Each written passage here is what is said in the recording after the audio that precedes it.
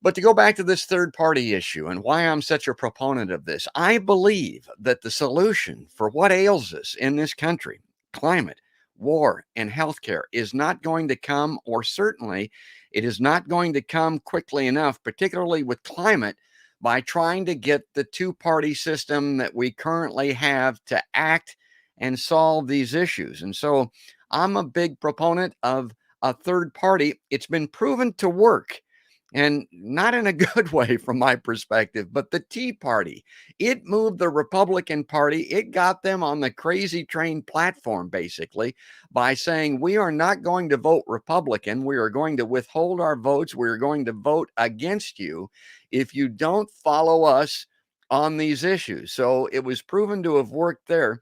And while we're waiting for Laura to come in, I'm going to come back. I'm going to play this clip because I really like this, because this, again, this is not a Republican right winger with this point of view. This is Lawrence O'Donnell. He's a little bit younger. You're going to see that in this clip. And I don't know that he would want this to be seen today, because it doesn't necessarily fit with his show on MSNBC with The Last Word with Lawrence O'Donnell now, but it did then, and I believe it's still accurate. If you want to pull the party, the major party that is closest to the way you're thinking, to what you're thinking, you must show them that you're capable of not voting for them. If you don't show them you're capable of not voting for them, they don't have to listen to you. I promise you that. I worked within the Democratic Party. I didn't listen or have to listen to anything on the left while I was working in the Democratic Party, because the left had nowhere to go. Okay, so that's just looping there. It's just going back again to where it was at before. But that's the essence of it. That's the fundamental of why I would like to see a strong third party, and it doesn't have to win. I mean, people look at a third party and they say, George, they never win. They don't know what they're doing.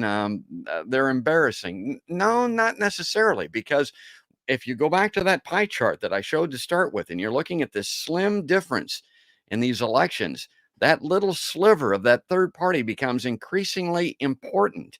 And those parties then have to gravitate or move towards those issues, maybe just lip service, but maybe more than that, to get those parties to stay on board, to stay in their camp. And again, that couldn't be more important for the left, which Lawrence O'Donnell is talking about. But I'm also looking at it and thinking maybe for the right, because of the situation with Donald Trump, maybe the Republican Party needs a third party to get in there and move itself to a more moderate position to get us away from Trumpism. But of course, as Laura was starting off talking about, there's a long history of circumventing this, and it's being stepped up in the Iowa legislature, mostly at the behest of the Iowa Republican Party. So now she's back, and let's see if we can get her to come back in, Laura. Yeah. Sorry, George. So what I was about to say was, in the 2016 election, because there was so much antipathy toward Trump, there was really a record high vote for third parties, and the highest vote was for the Libertarian Party ticket. So they actually got almost 4% of the vote in Iowa, and that allowed libertarians to attain major party status. And in Iowa, what the law has said for a long time is that if your party gets more than 2% of the vote, either in a presidential election or in an election for governor, you have major party status. And libertarians had never gotten there until 2016. So for the whole 2018 election cycle, they were on an equal footing with the Democrats and the Republicans, and it was very easy for them to nominate candidates. They had candidates on the ballot for all of the statewide and federal offices in 2018, and for quite a few legislative districts as well. And I think that is what created the reaction in the Republicans, because particularly in the 3rd congressional district, where David Young was the Republican incumbent, he lost to Cindy Axne. She had less than 50% of the vote, but she still managed to beat him because there were several independent candidates and a libertarian on the ballot, and they combined for about 4% of the vote. So that was really, and there was also a legislative race that was very close. The Republican ended up holding it, but it was very close. She only won by a little more than 100 votes. There was a libertarian who got like 220 votes in her district.